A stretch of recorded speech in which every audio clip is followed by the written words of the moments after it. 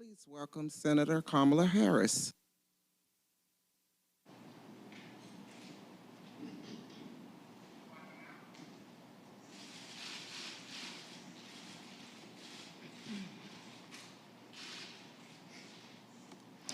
Good afternoon.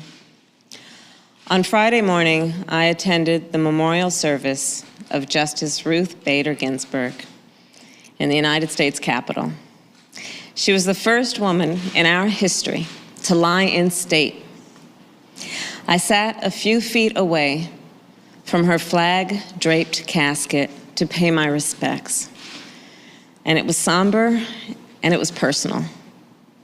And it was an extraordinary moment for me, as I'm sure it was for you and millions of Americans and people around the world who felt a connection with the great RBG.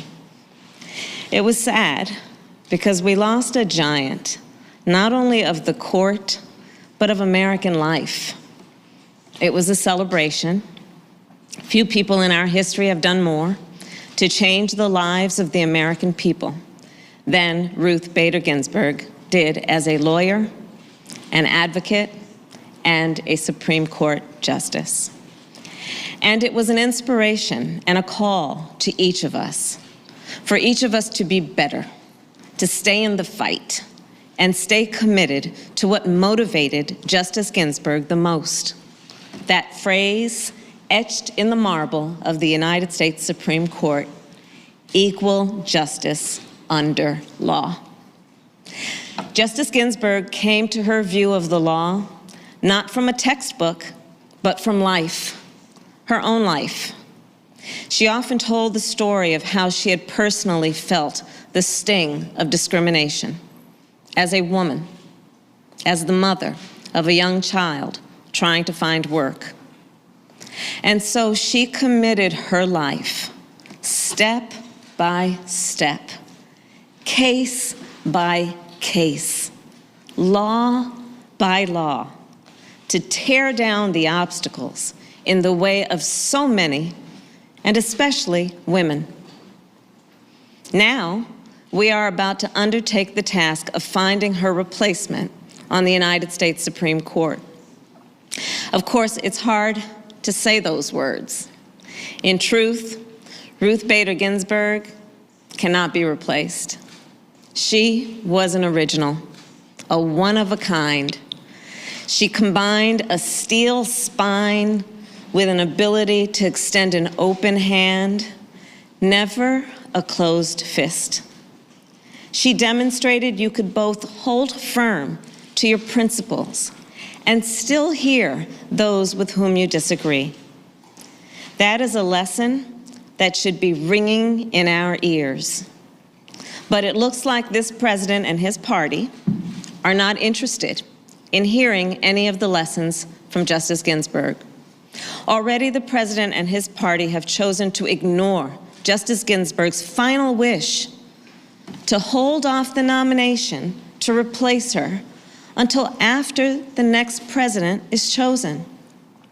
A wish, by the way, shared by the American people. And look, it's not complicated.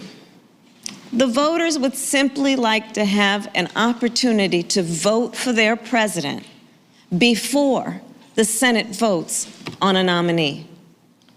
And that's not too much to ask. But President Trump and his party are not interested in hearing the will of the people. In fact, my sense is that they're afraid of what they're going to be told. We are not even debating, okay, this is really important. We're not even debating whether the Senate should hold hearings on a nominee in an election year. We're not in the middle of an election year. We're in the middle of an election, an ongoing election. Almost 1 million Americans have already voted, and more will vote this week and next week, and in just a few weeks, all Americans will have voted. But President Trump and his party don't care. They just want to jam this nomination through as fast as they can. It's called raw power. But President Trump and his party are about to learn something. They may think that it is they who have the power in this country, but they don't. The American people are the ones who have the power. You have the power. And you can make it very clear, very soon, how you feel about being cut out of this Supreme Court nomination process.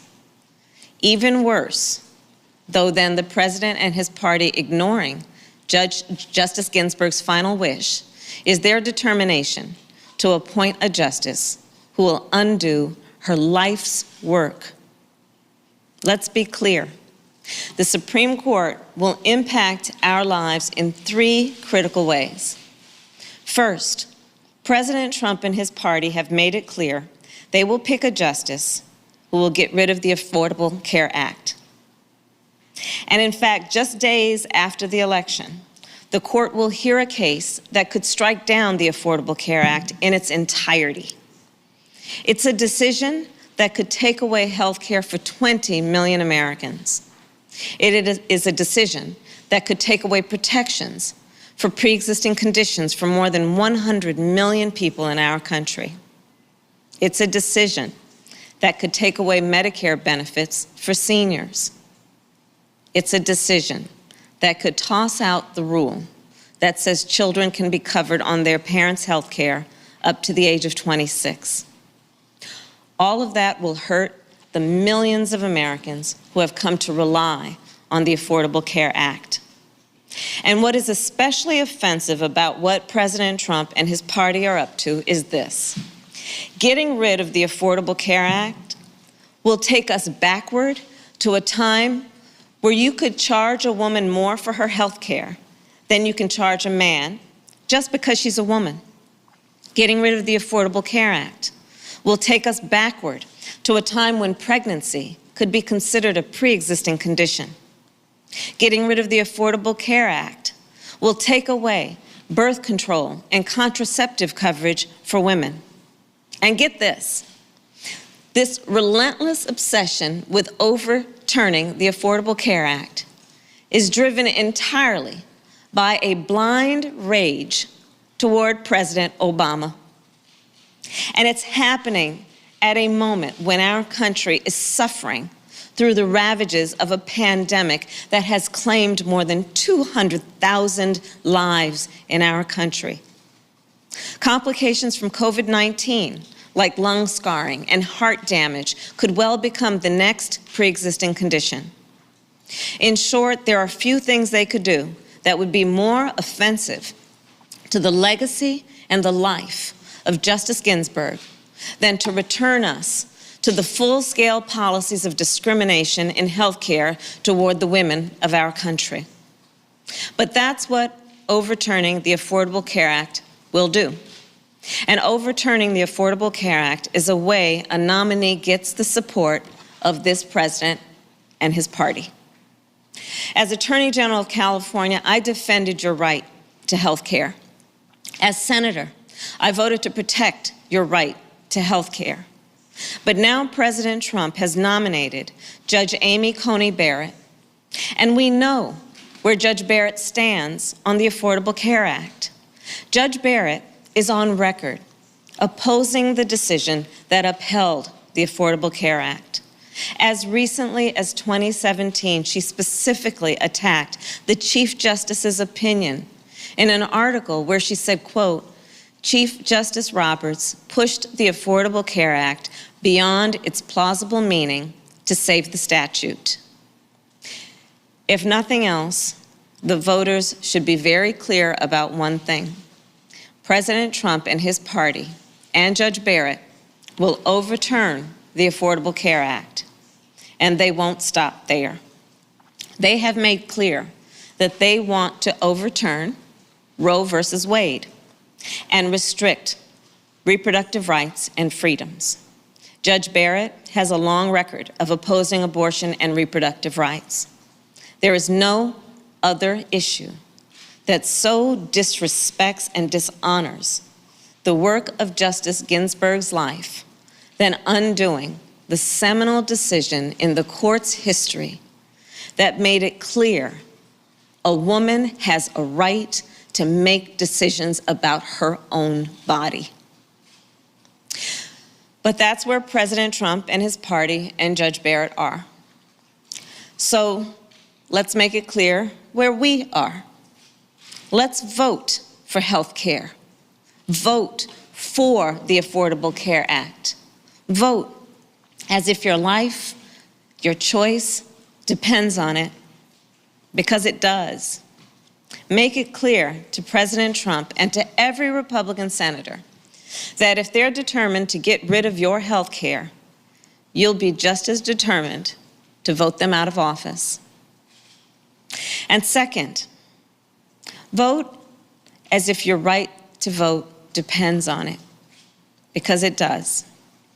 In 2013, the Supreme Court's decision in Shelby v. Holder gutted the heart of the Voting Rights Act. Soon after, numerous states, including Texas and North Carolina and Alabama and Mississippi, enacted discriminatory laws designed to suppress the people's right to vote and targeted people of color and students.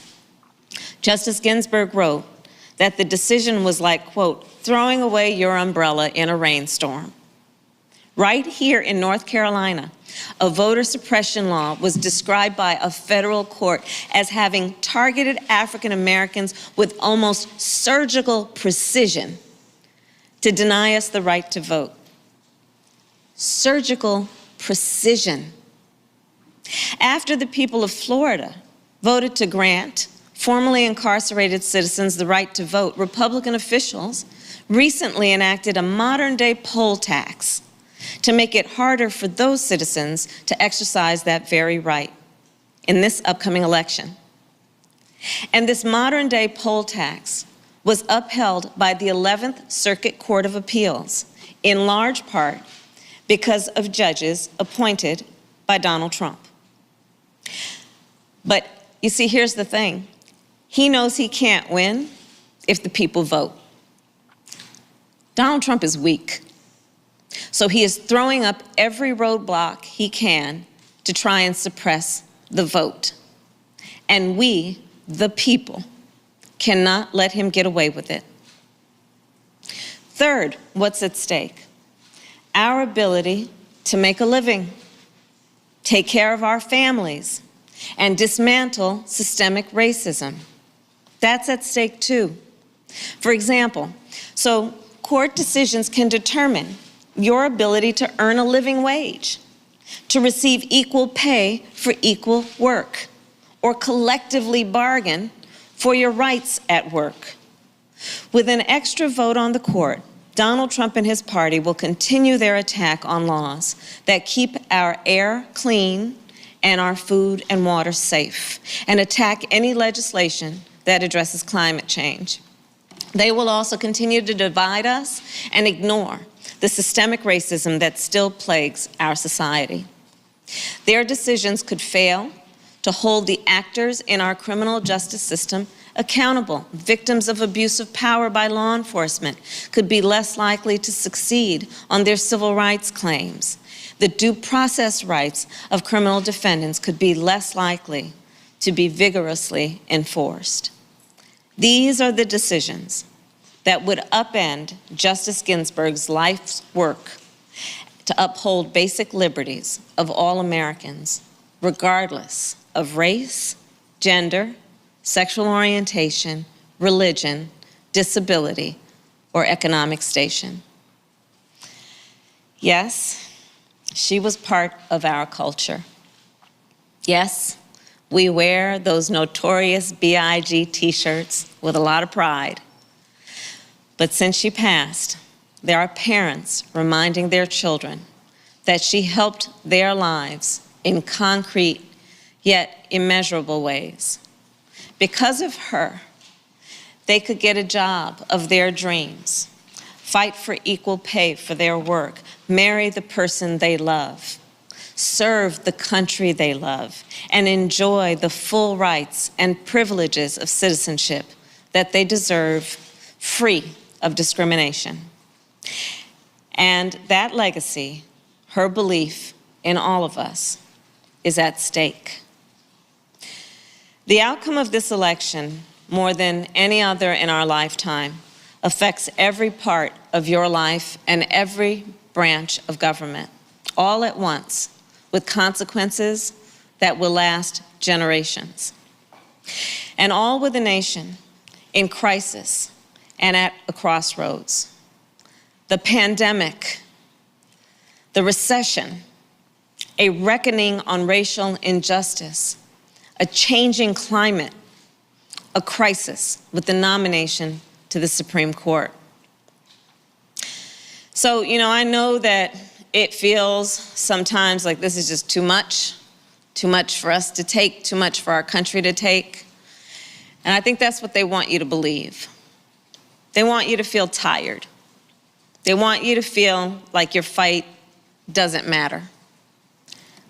But we will not give up. And we will not give in. We will not let the infection that President Trump has injected into the presidency and into Congress, that has paralyzed our politics and pitted Americans against each other, spread to the United States Supreme Court. This election is about more than the presidency or the Senate or the Supreme Court. This election is about our democracy. And as Joe Biden has said from the moment he entered this race, it's about the soul of our nation, who we are, what we stand for, and maybe, most importantly, who we want to be. And that's what I felt when I said goodbye to Justice Ginsburg.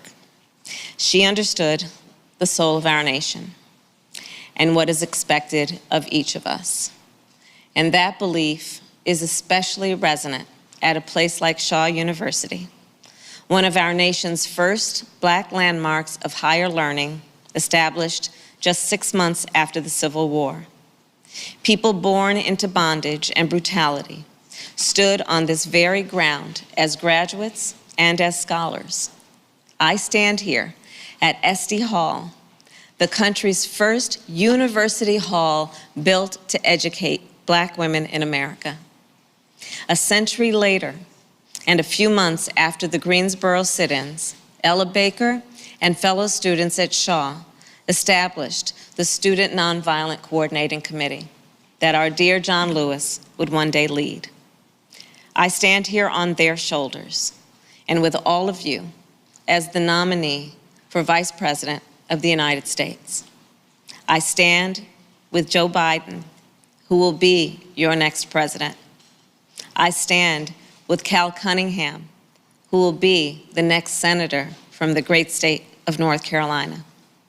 And I stand with them and the American people to fight for a Supreme Court justice who, like Justice Ginsburg, truly believes in equal justice under law. May God bless Justice Ruth Bader Ginsburg. May God bless you all, and may God bless the United States of America.